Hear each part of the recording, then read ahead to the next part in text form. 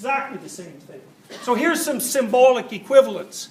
And the reason, you might think of a symbol as something that represents something else, but that's not exactly the right way to think about it. The symbols, in this sense, are elements of this domain. So the domain encompasses a tremendous number of phenomena. And these are some of the phenomena. So there's nature. Nature's the unconscious. Why? Well, it's beyond you. Your unconscious mind, that's not you. That's nature inside you. It does what it wants. It'll do all sorts of things you don't want it to don't want it to do. And there isn't much you can do about it. And all you have to do is notice all the stupid things you've done in the last 6 months to understand to what degree you're in the grip of the unconscious. You know, maybe you fall in love with someone and you don't even like them. I mean, what the hell's up with that? And there's nothing you can do about it. You'll act like a moron, just like every human being who's ever lived acted like a moron when that happened to them. So you're gripped by it.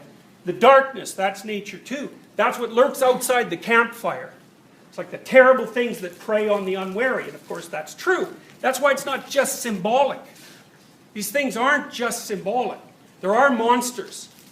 You know, parents will tell their children when they have a dream, well, there's no such thing as a monster. It's like, and then, you know, then they'll tell them not to ever approach a stranger on the street because God only knows what'll happen. It's like, those two things do not go together. They're either monsters or they aren't. And people are so damn afraid of them still that, you know, they torture their children to death with threats, with the idea of threats that don't even exist. Like the probability that a given child is going to be abducted by a stranger is so close to zero that, you know, you might as well not even bother thinking about it. It's almost always a divorced parent that comes along and grabs them and runs off with them. So, you know, well, it's a custody dispute issue most of the time. Hardly anybody gets abducted by strangers. Why would they want your child?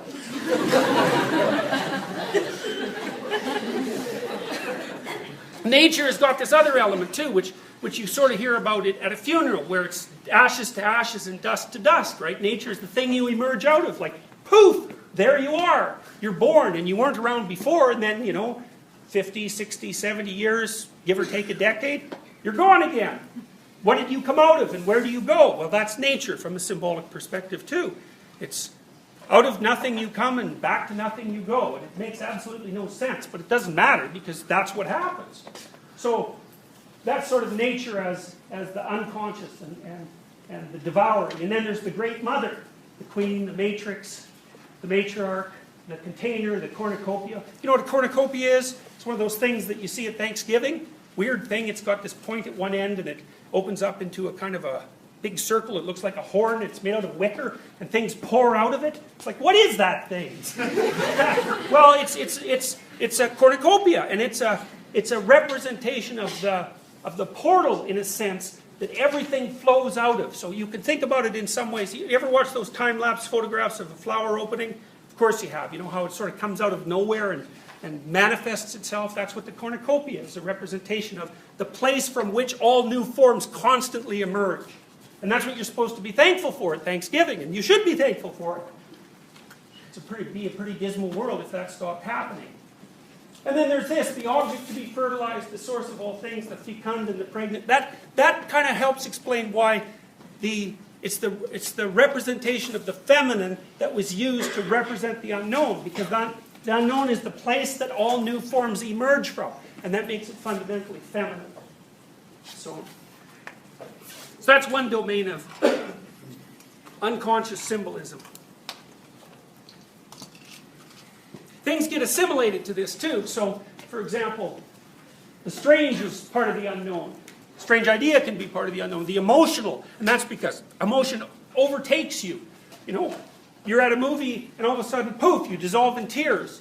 It's like it wells up from where? From the unknown interior and possesses you. And at the same time it does with everyone else in the movie, or, you know, everyone else who's tuned in and who has some feelings.